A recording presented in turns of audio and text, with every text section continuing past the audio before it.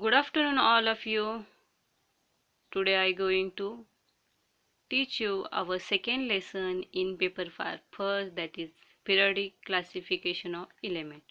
In this lesson, we already known about what is the type of matter, what are the types of element. Okay, see types of matter: solid, liquid, and gases. Then types of element: metals, non-metal, metalloids. Are you already known?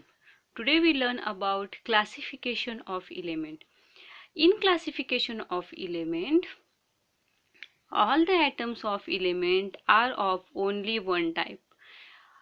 Element मध्ये जे atom असतात ते एकाच टाईपचे असतात, only one type. Today 118 element are known to the scientific world. आतापर्यंत आपल्याला किती एलिमेंटचा शोध लागलेला आहे तर 180. Okay. Then around year 18th only about 30 element were known. म्हणजे 18व्या शतकात फक्त 30च एलिमेंट नोंद होते, पण आतापर्यंत आपल्याला एवढे एलिमेंट आपल्याला माहिती आहेत. ठीक आहे. Then first we learn about Dobereiner triads. Dobereiner triads म्हणजे काय तर डोबेरायनरचे त्रिके. त्रिके म्हणजे तीन, तीन म्हणजे तीन एलिमेंट. तर त्यांनी डोबेरायनरने काय सांगितलं, he made group of 3 element each. त्यांनी काय केलं, एलिमेंटचे 3 ग्रुप तयार केले. Having similar chemical properties called them triads. त्यांनी काय केले, सारखी प्रॉपर्टी असलेले सारखी केमिकल प्रॉपर्टी असलेले 3 एलिमेंट एकत्र घेतले. ठीक आहे. He arrange the 3 element in triads in an increasing order of atomic mass and shows that atomic mass of the middle was approximately equal to the mean of the atomic masses of other two.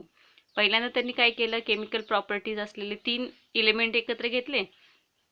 मग ते अशा प्रकारे arrange केले, अशा प्रकारे atomic मासने त्यांनी arrange केले की मिडलच्या एलिमेंटचा जो ॲटॉमिक मास असेल तो approximately equal to the mean of atomic mass of other to.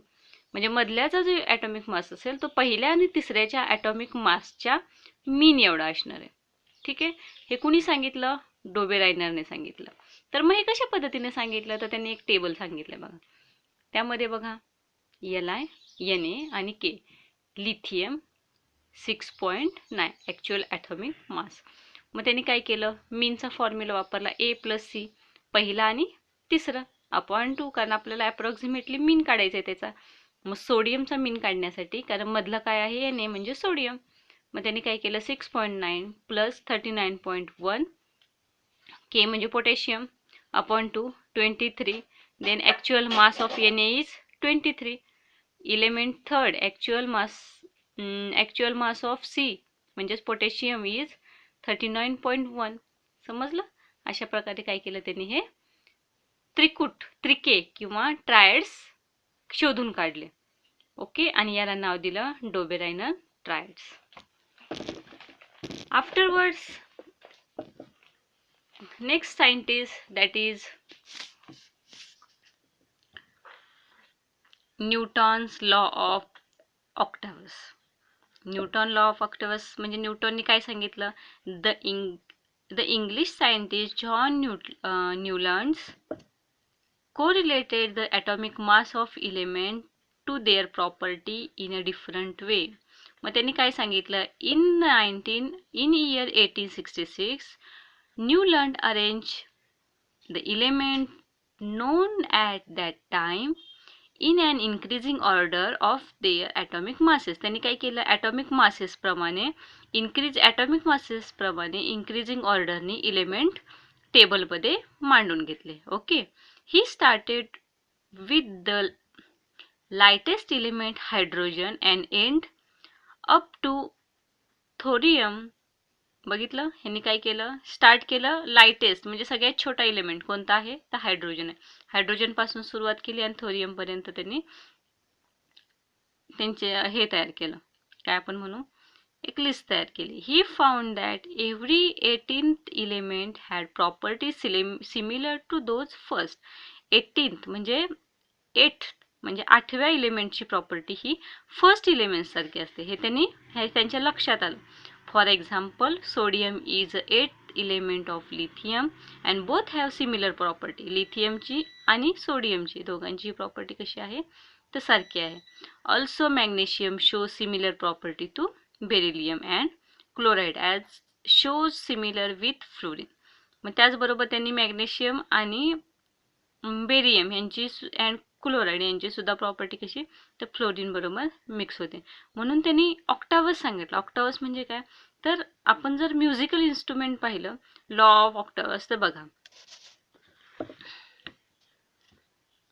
सा रे गा मा पा दा नी, बरोबर आहे. मग तसं म्युझिकल नोटमध्ये त्यांनी काय केलं तर इलेमेंट ॲड केले, जसं की HLI BBCNO आणि त्यांचं ऑक्टावस तयार केलं.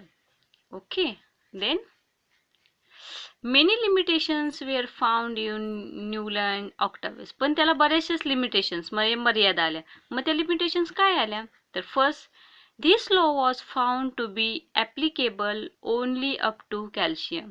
हा लॉ फक्त कॅल्शियमपर्यंतच ॲप्लिकेबल झाला. ठीक आहे.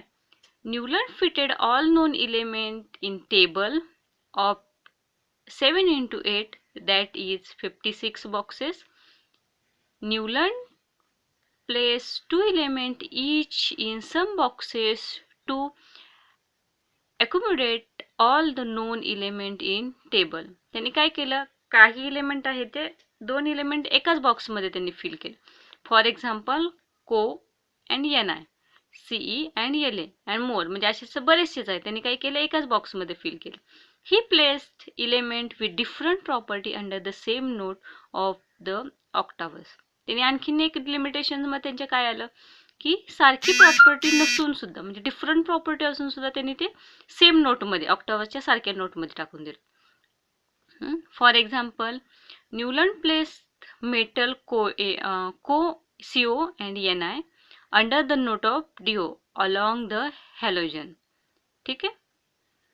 While Fe having similar with CO and Ni away from them along the non-metal O and S under the note Ti.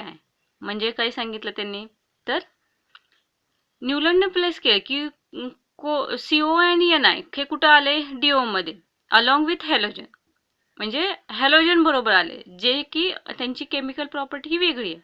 आणि Fe having similar property to Co आणि NI, Fe ची CO आणि NI बरोबर same property असून सुद्धा त्यांनी non metal O आणि S यांच्या नोटमध्ये टाकून दिलं. म्हणजे हे काय आहे तर त्याचे लिमिटेशन आहेत. हे त्यावेळेस त्यांना सांगता आलं नाही की हे अशा कशामुळे केलं त्यांनी. ओके. आता आपण काय बघितलं तर न्यूलँड्स लॉ ऑफ ऑक्टावस पाहिलं. ठीक आहे. त्यानंतर पुढचं आहे ते म्हणजे Mendeleev periodic table. Mendeleev periodic table. मग आता मेंडेलिव्ह काय सांगतात बघा. Mendeleev consider the fundamental properties of element namely the atomic masses. मेंडेलिव्हनं काय केलं फंडामेंटल प्रॉपर्टी बघितल्या, इलेमेंटच्या फंडामेंटल प्रॉपर्टी बघितल्या. पहिल्यांदा सगळ्यात महत्त्वाची ती म्हणजे ॲटॉमिक मासेस. त्यानंतर मेंडेलिव्हने पिरियडिक टेबल तयार करताना काय केलं accordance with the physical and chemical properties of these element. Accordance म्हणजे सिमिलॅरिटी. त्यांनी फिजिकल आणि केमिकल प्रॉपर्टीजच्या सिमिलरिटी बघून त्यांचं टेबल तयार केलं. ओके.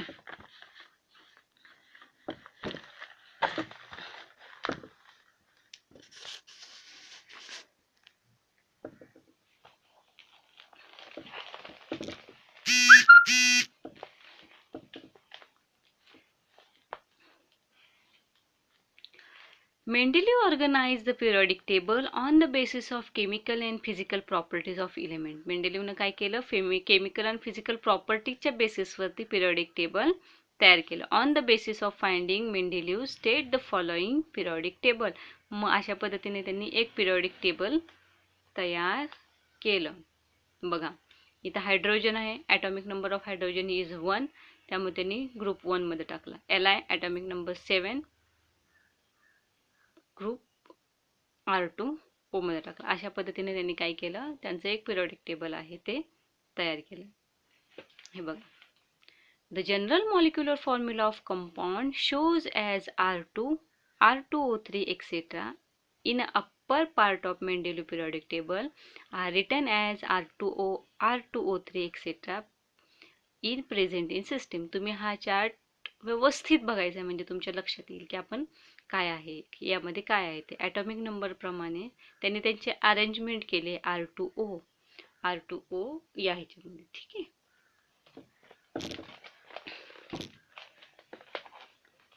आता पुढचा पार्ट आहे तो म्हणजे मेरिट्स ऑफ मेंडेलिक पिरियडिक टेबल. आता आपण पिरियडिक टेबल तर पाहिलं, मग त्याचे काहीतरी मेरिट्स आहेत. मेरिट्स म्हणजे चांगल्या गोष्टी आणि डिमेरिट्स म्हणजे कमतर.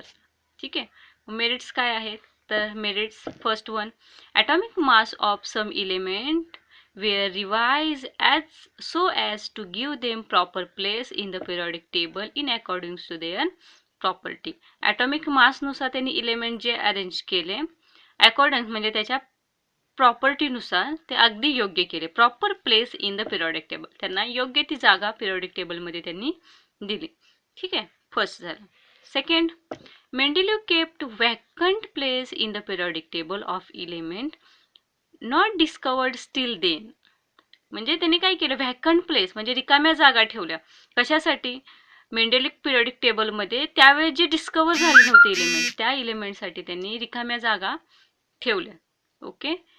3 of these unknown element were given name, आणि त्यातले पण जे माहिती नव्हते त्यांनी नावं दिली. इका बोरॉन, इका ॲल्युमिनियम आणि इका silicon.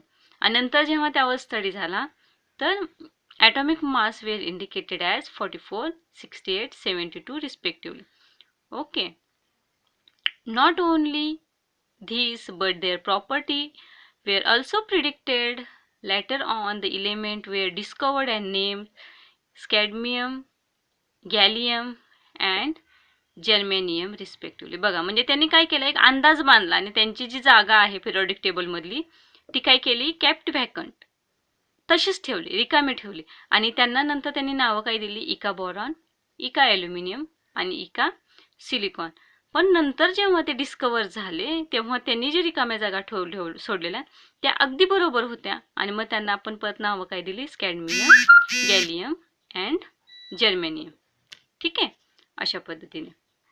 Then third merits, there was no place reserved from noble gas in Mendeleev original periodic table. Nobel gas म्हणजे इनर्ट गॅससाठी कोणतंच त्यांनी पिरियडिक टेबलमध्ये जागा दिली नव्हती. पण जेव्हा ते फाउंड झाले, when noble gas such as helium, neon and argon were discovered towards the end of the 19th century, Mendeleev created the zero group without disturbing original periodic table.